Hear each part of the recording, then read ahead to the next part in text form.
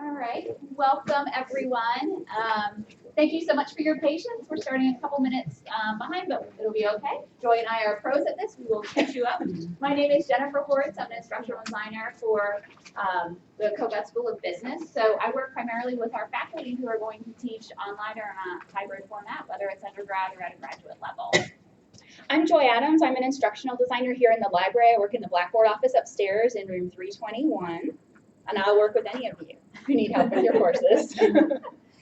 So today, Joy and I were talking about what's a really great workshop that we could put together for our faculty and staff to learn a little bit more about what Joy and I have been working with various professors on in the e-learning world. So what we want to share with you today are some tips and techniques, not that Joy and I have so much created, but what your fellow faculty members have created. So they are doing some amazing things in e-learning and online. So we wanted to share those with you. So today, you're not going to just hear from me and Joy telling me and lecturing about the best practices for e-learning. You're going to also hear from your fellow colleagues. Did it go? Fine. All right, great. So as Jen mentioned, we've collected some examples of the excellent work our faculty and staff are doing today, and really, this is a tool demo, but we're not going to teach you how to use these tools. Our goal today is really to give you some ideas and inspiration. And if you want to learn how to use some of these tools and techniques in your own courses, we encourage you to come to Blackboard support, CTRL, contact me or Jen directly. We'll be happy to connect you with the right resources that you need. So we've got 3 big topics we're going to talk about today. We're going to talk about creating and using video content. We're going to talk about course collaboration, and we're going to talk about assessment. And we're also really excited that a few of the folks you're going to see and hear from today are also in the room with us. So we have some expertise right here if you want to ask some questions after the session. So y'all ready to get started? Yeah. Okay.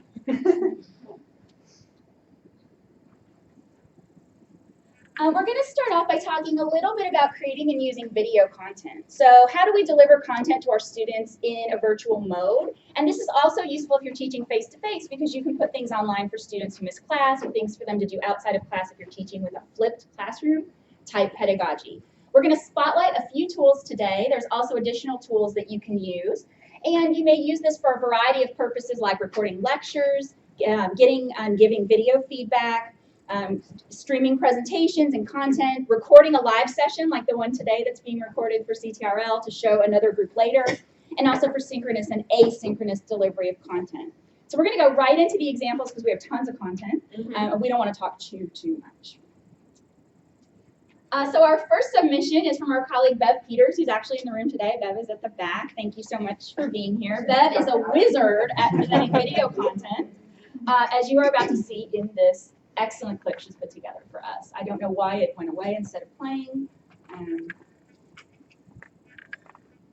Technology is weird. I know, right? Wonderful, but weird. I know, I'm clicking on the video and it's just... Maybe it should go out of the Click on it up here. Right, this is like escape and then. Good call, thanks guys. Let's try this. Oh, now you can't see it at all, fantastic. You guys look at the screen again.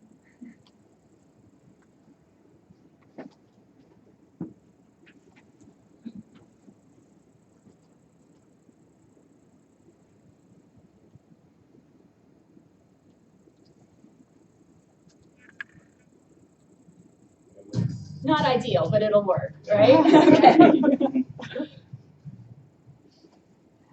Over the years, I have used different kinds of video in my online courses to engage students in academic content. I have used flipcam and webcam videos, voiceover slideshows created using Microsoft PowerPoint, videos inserted into slideshows created using Keynote, and Powtoons created using freeware available online. I have found that one of the most meaningful ways for me to engage students in lecture material is through the use of case studies. Case studies help to illustrate points and get students thinking and analyzing the topic. Let's listen in on one of my lectures, a lecture on observation and participant observation for my qualitative methods and evaluation course. The data that we collect through observation and participant observation is extremely useful for us as evaluators. In its chicken cooperative in Nigeria, leadership initiatives use these methods to observe and understand local level need and to develop appropriate objectives, activities, and indicators to measure progress. Liaising with a local level leader to gain access to the backstage, project managers from leadership initiatives were able to build the rapport needed to be accepted into the community. There, project managers observed what Spradley calls the world of observation: participants, activities, scenes, conversations, symbols, and subtle factors, including nonverbal communication. In my qualitative methods class, I start out with a concept, and then I develop a script that helps to guide a video. Rather than just talking about academic content, I relate that content to a case study using footage from my practical work or the practical work of a colleague that helps to illustrate and bring that academic course material to life. Making videos such as these is actually easier than you might think, especially if you're using a program such as iMovie to edit the video and GarageBand to edit the audio. Think about your concepts, apply them to a case study, pose questions or even riddles for your students to think about and solve as they learn. I love the sound effects. Bev, I must say, that's pretty spiffy. Yeah. I can tell you've been doing the recorded lectures for a while, right? Pretty comfortable with the tool? Yeah. But how did you start out? Did you just I make started out with that, the first part, just talking into a flip cam. Yep. And then I did voiceover PowerPoint after that. And then I figured out how to do PowerPoint and insert a little video into it. Mm-hmm. And then I figured out that these kind of little videos that are a bit more practical and apply the material to something else, students are more likely to watch and be involved. Right. So that's what I try to do. I've got some footage. A former student of mine, Marshall Bailey, works in Nigeria. And so he has sent me hours and hours of footage. And so I go through and I pick out these little clips and to add to the class. Perfect. So this is a well-oiled machine is what she is working. She has practiced and done this many times, probably over the last couple of years. You've really perfected this way of making movies and capturing your recordings. You can start, like she said, voiceover PowerPoint. You can start holding up your cell phone, making some quick videos. You can use Kaltura, which is supported by AU, and they provide training on it. There's all different ways to use recorded lectures. And you can use them not only for outside of the classroom, but also inside of the classroom. Think about how many times as a professor you put up a YouTube clip, or you've had a snowy day and you've needed to quickly create a video and put it out there. There's all different ways to record different lectures and to use that material. So don't be afraid, just try it. Okay? And as we move forward, you're going to see videos of all different levels of production values. We're starting at the top of the rainbow, all right? We are going to see some things that are a little bit quicker, a little bit dirtier, but I think you're going to find that they are still effective in delivering content, regardless of whether or not they have super high production values.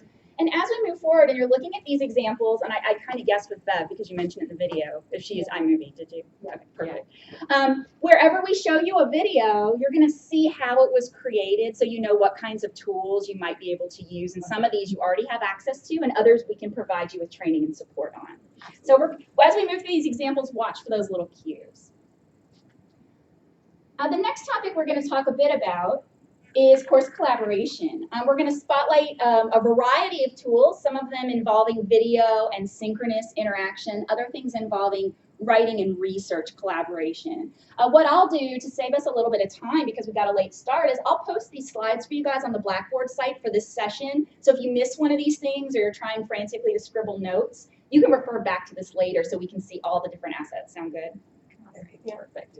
All right, so rather than reading to you. Got one question. Hi, I'm very new. My name is Peggy, and I'm teaching an online MBA class through the 2U KSD. So the Blackboard, is that that's separate from that? Is that right? It is. Peggy, you and I need to connect. Okay. So I do instructional design within COPAT, so I work with other faculty. Okay. Okay, Yeah. great, okay. Great. Are you going to be a section faculty? Well, I'm just teaching the class for the first time now, so Yeah. Okay, you and I will I'm connect. hoping to hang around for a while. Well, awesome. We'd love for you to hang around for a while. Fantastic. We will connect after the Okay, session. great. Sure. So our next virtual presenter is actually also here in the room with us, Danielle Lancaster. Danielle is a new adjunct faculty member in COGOD, and she's going to tell us a little bit about how she used some video conferencing tools to host guest speakers in her classes.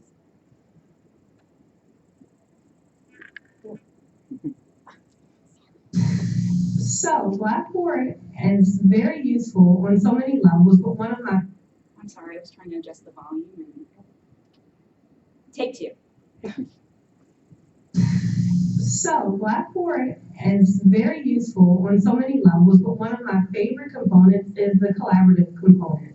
In terms of my courses, I teach the Introduction to the Fashion Business course, and we tend to have lots of guest speakers throughout the semester. But obviously, lots of our guest speakers are in New York and London and Italy, so they can't all physically be here to participate in the class with us. So the beauty of the collaborative features are being able to have the person enter our classroom, be a part of the class, have Q&A. The students really have a great opportunity to still get to know the guest speaker. So for me, for the fall semester, we use Collaborate quite a bit as well as Skype. To have the digital component available and to have our guests be able to comfortably and easily enter our room was amazing. We had guests come in from London who we used Collaborate with, and we were able to do a full class session, questions and answers. The students were even able to send over questions, type over questions during the session to the guest speaker that we had. We also had Under Armour do a takeover of our class using the digital features as well, Skyping in. They took over for the full class from their color studio in Baltimore to speak about their involvement in the Olympics and how much work it took and what it took in terms of their team. So that was an amazing component to be able to have Under Armour literally come in digitally, take over our classroom, and the students really loved it, and they were able to participate. They were able to ask questions direct to the guest speakers. They were able to have a Q&A, a correspondence. So it was a really, really wonderful feature. I couldn't actually imagine my class without it, because to not have those guest speakers and to be able to work well with our guest speakers and their schedule was really important, because obviously many of them are really busy in terms of what they do, and they're very gracious to take the time out to spend with us in the classroom. So to be able to help them and to still have the students engaged in a digital format is really helpful. I would always encourage, a lot of times it's wonderful to have a physical guest speaker come in, but if you don't have the opportunity because of the weather, because of scheduling, using the digital features, using Skype, using Collaborate are amazing tools to be able to still have a full class session, to be able to still have those wonderful guest speakers come in for your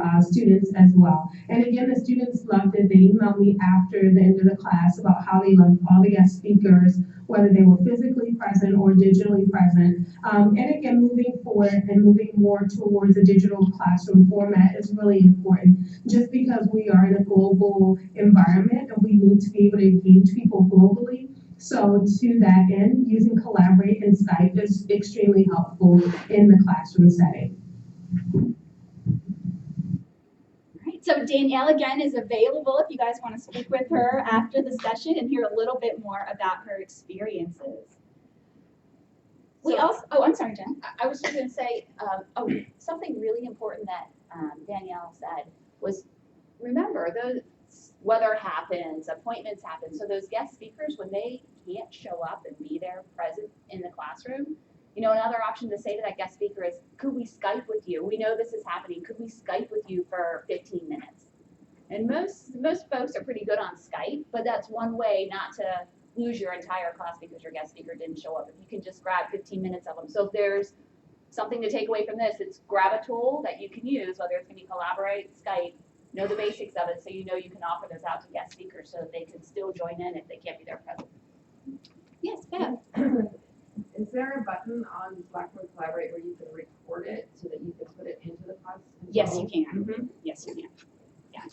It's integrated right in Collaborate. You click a button, it starts the recording. When you're done, you stop, and it automatically puts it in your Blackboard course. Okay, and then to get the captions on it, you have to export it to YouTube or something? Exactly. Yeah, you can. I can give you a little demo on how to do that sometime. You can also contact the folks at ASAC for further assistance on different tools and techniques for captioning. And Ricardo's here today if you need a reference. So this is a perfect segue. Our colleague Julia Troop over in SIS facilitated an international collaboration with 12 scholars from Portugal using Blackboard Collaborate. So we're going to hear a little bit from Julia now.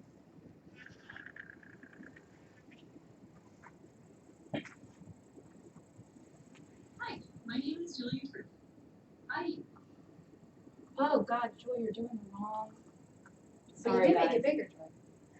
Yeah, well, at least that was something, right? Good morning. Who's not had enough coffee yet?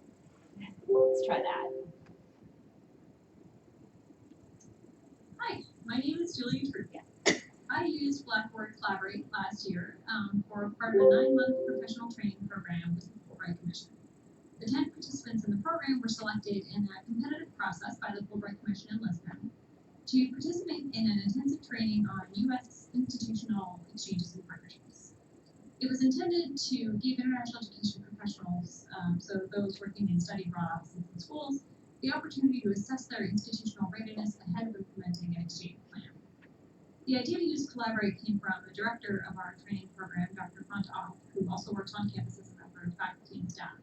She realized that while the 10 participants needed that face-to-face interaction during their training, it was not feasible for them to be away from their jobs for a 3-month period at the beginning when they would be reviewing their foundational material. So we used Collaborate to connect these individuals, many of whom did not know one another ahead of the program, for a discussion on foundational readings, videos, and other learning tools provided. After conducting an informal post-program survey, one participant said that while she was initially skeptical of the Blackboard Collaborate, she committed herself to learning them as part of the commitment to the program. And upon the close of the program, she said to me, I will look at online training in a new way after this program. To set up the series of online discussions, we met with the Blackboard team at American University, which included Scott, Joy, Mom, and Anton, all of whom were extremely helpful and receptive to our needs. Scott got the users set up with Blackboard accounts and created the way for them to build the online course. Mom offered her time to record video lectures that we could post online. Joy made us PowerPoint slides and found time to be online during the sessions to provide support to people with tech issues, and Anton helped on the back end with the user account access. We had initially explored other options such as Moodle and Camtasia, but Blackboard, being an on-campus resource, ended up being the best for our needs. Our goal is to simulate the in-person discussion as closely as possible, and I think through the Collaborate tool, we reached that goal. Many of the participants were new computer users, so tech programs such as Collaborate were new for them, but I think we helped them feel comfortable in the live discussion setting. We did have some challenges on the front end, which included things like international dial-in setup and user account registration, but with the help of the team, those things were smoothly overcome. What I like is that we try to mimic the on-campus experience as much as possible. We can't always meet that goal, so after the online segment of their course, the 10 participants moved to Washington, D.C. to do an on-campus interactive portion of the training, and they all said that it felt like meeting for the first time. They were able to hug, embrace, and it was very impactful. The hybrid aspect of this course is an essential component of the program. As a professional myself, I work with online programs at American University. And in my program, we always emphasize the fact that the most effective learning method is a blended one, meaning that it incorporates both the online and the in-residence experience. So the only thing I would recommend to someone who's thinking about using Collaborate for the first time is that they give careful consideration to how they're going to incorporate that on-campus or asynchronous component as part of their user experience. But overall, it's a great experience for the future. And Julia is going to walk in this room any minute if you guys have questions for her. She's presenting with me in the next session right after this one, so you can ask her questions as well. Our next submission is from Allison Thomas, who is in the college writing program. Allison's sitting right here. Allison uses Google Docs to collaborate with her students, and she's actually provided her submission as a Google Doc. So hopefully we won't have any other technical problems and I can actually show this to you. If not, I've extracted her main ideas so that we can take a look at them. So we have Allison's own words, and of course you won't have time to, or they won't project either. I'll post them for you in the Blackboard site. Luckily, like Martha Stewart, I have a cake in the oven already made to show you. So in Google Docs, you know, the AU students, they have access to Google Docs. So when you give them projects to work on, group rating assignments, they can easily collaborate in this tool. So multiple users can all be in it at the same time. And Allison's here. So rather than reading her words, Allison, what do you feel is the most important or powerful aspect of using Google Docs with your students? Well, for me, it's a writing class that I teach, so it's really important to me to have students be writing all the time in low stakes kind of ways. So not write this paper and submit a polished piece of writing, but get used to the process of connecting brain to page. And I really shape it that way, that the Google Doc is a chance for me to communicate with them through writing. And so I'll check, depending on what exercises they're working on, I'll check the Google Doc that they share with me. So I have a folder that I'll create for each class that I teach, and they name their Google Docs with their own names. So if I've got, you know, a folder with 19 Google Docs and then another one or whatever. And so then by the end of the semester, it becomes a really interesting way for them to look at their progress, to see sort of what was I like at the beginning, how did things end up. They have a Google Doc that's like 80 pages of writing, and that's mind blowing to them to think about something of that volume. I think it also, in terms of research, we do a lot of research in my class. I can also sort of watch what they're doing, how they're taking notes. They don't really know how to do that. How they're keeping track of their research, how they're framing their thoughts about the research that they're looking at. And so I actually feel like it's a helpful deterrent in terms of any academic integrity issues that might come up, or it helps them, I think, understand and process different ways of conducting research as well. I think also for me, I was having them do these exercises really often, and they would have to like print them, and so it was creating a lot of paper for me and printing costs for them. And then I was having them email stuff to me, and that really didn't work because and I even created like a whole email address just for this. It was terrible. The only thing that takes time here is that we think that students are digital natives and can sort of adapt, but they can't really that well in my experience.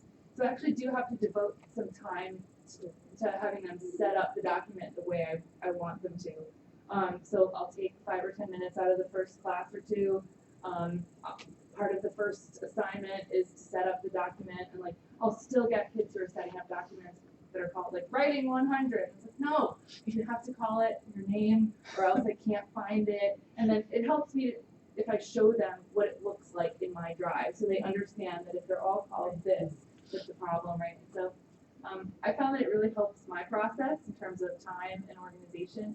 But I think pedagogically, it's been a really, you know, it's not a crazy sexy tool because Google Docs has been around for a while, but I think it really has helped me achieve my goals. And of course, Allison wrote this beautiful, like, little paragraph for us because she's a writing instructor. So if you don't mind, we'll share that with the group after the session so you can read her words and refer back to them later. One of Allison's colleagues also shared with us some suggestions about other collaboration tools. These are some third-party resources that you can get easily online. So I'll share a few of the highlights. And again, we have a lovely paragraph written by a writing instructor I can share with you later. But Hunter wanted to highlight, as Allison said, that the technologies are pretty intuitive. But again, we can't assume that our students are going to know how to use them just because they're on Facebook all day. Doesn't necessarily mean those skills always map over. So it's really important to build some time into your class to providing that support for students. So Hunter mentioned that he likes to use a tool called Hypothesis for annotating web pages, PDFs, and WordPress sites. He mentioned that his students create WordPress sites as a way to share their work, and he's able to provide sort of inline comments for them using this tool. He also uses Slack for messaging and content management. In his full paragraph, which you'll have access to, he mentioned he tries to avoid Blackboard as much as possible, which is difficult for me to say because that's my bread and butter. But, you know, we have a lot of different tools at our disposal, and there's a lot of ways to getting to the same result. So we don't necessarily discourage you from trying some of these other tools if they better meet your learning objectives and are better for your students. Mention the students using WordPress to publish their work, to collaborate on projects, to assemble class shared archives and documents. And finally, Zotero is a really cool tool if you're building bibliographies. And as Hunter points out in his comments, the students can collaborate on those bibliographies using that tool, and it really helps to keep them organized. And as he mentioned, he said, I wish I had that when I was in grad school. So you'll have an opportunity to read his entire statement on the Blackboard site a little bit later today. All right. Our next topic, and this is our final topic, if I'm recalling correctly, is assessment. I would say it's the biggie, assessment. So, right, we talked about the recording your lectures. We've talked about how do you collaborate with your students, even fellow colleagues, but now assessments. That is such a buzzword when it comes to e-learning. And so we've got a lot of different tools that we're going to spotlight on doing assessments using rubrics, because the bigger your classes become, the more e-learning you're doing, rubrics really, really start to get very, very important, along with Respondus. So we're going to look at what Dave Hart provided for us, who participated in the Respondus pilot this year on campus.